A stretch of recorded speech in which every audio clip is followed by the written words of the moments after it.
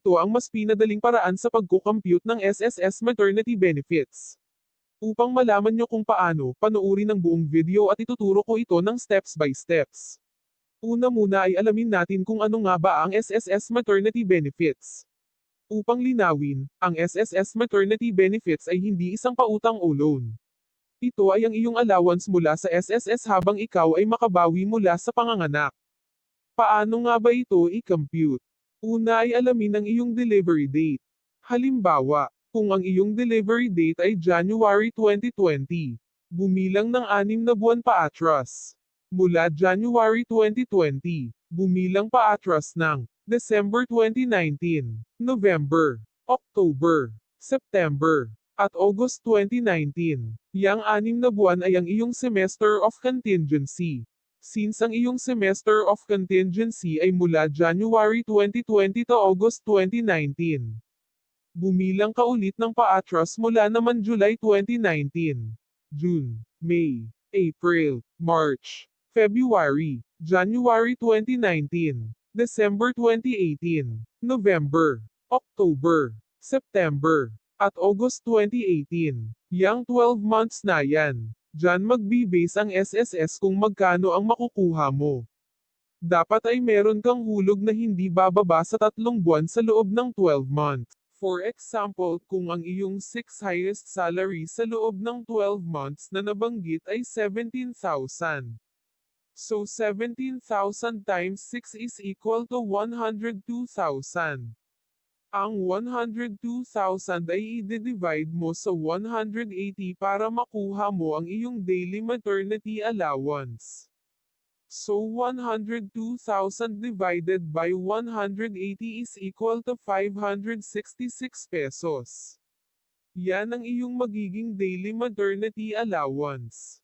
Ang makukuha mo ay nakadepende sa iyong case. Kung ikaw ay normal delivery OCS, ang iyong daily maternity allowance na 566 pesos ay ita-times mo sa 105 days. So 566 times 105 days ay 59,430 pesos. Yan ang iyong makukuhang maternity benefits. Kung ikaw naman ay miscarriage, abortion o ectopic pregnancy, ang iyong daily maternity allowance ay ita-times mo lang sa 60 days. So 566 pesos times 60 is equal to 33,960. Yan ang makukuha mong maternity benefits.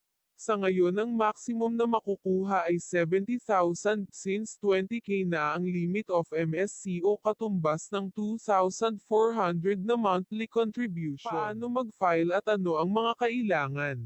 Kung ikaw ay employed, ito ang mga dapat mong ihanda.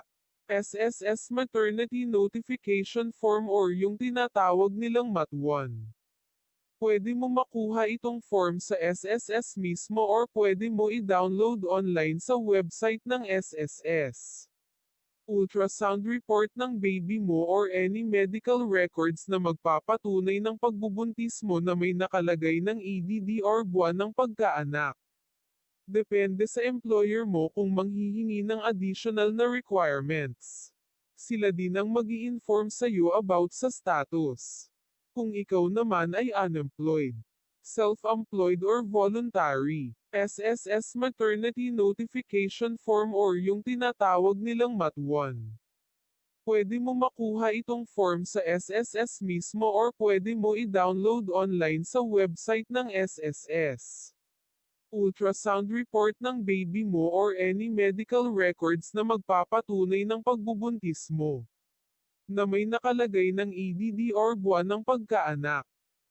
At 2 valid government IDs.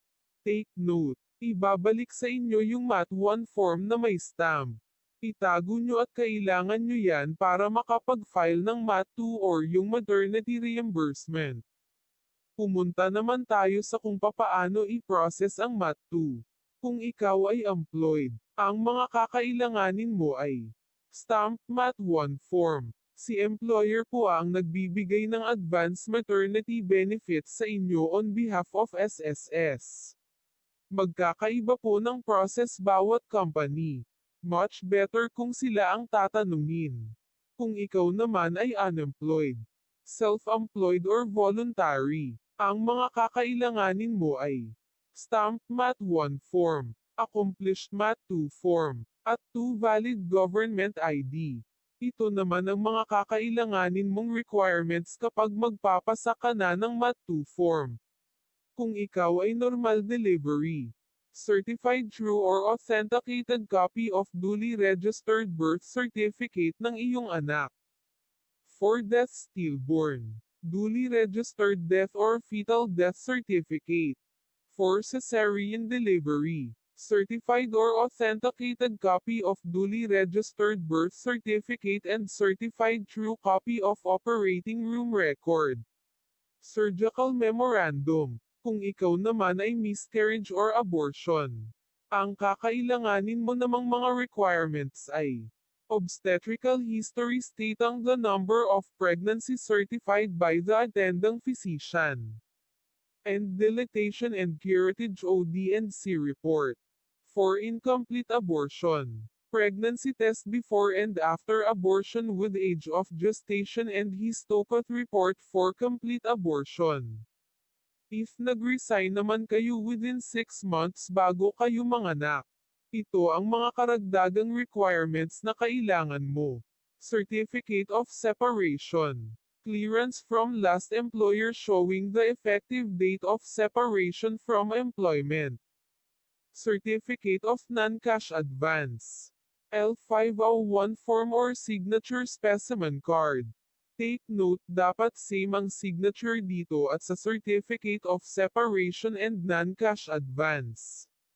Kung nag-close naman ang company within 6 months bago ka manganak, ang mga kakailanganin mo ay Certificate or Notice of Company's Closure Strike or Certification from the Department of Labor and Employment that the employee or employer has a pending labor case. Take note, depende po sa branch kung gaano katagal ang pag-process niyan. Magkakaiba po bawat branch pero normally after 3 weeks or more. Ang Mat 2 ay pwede i-process hanggang sa 7 years old na ang anak. Kung nakatulong sa'yo itong video na to, ay mag-subscribe ka na at i-click ang notification bell para lagi kang updated sa mga videos ko katulad nito. Kung meron pa kayong ibang katanungan ay mag-comment lang sa ibaba.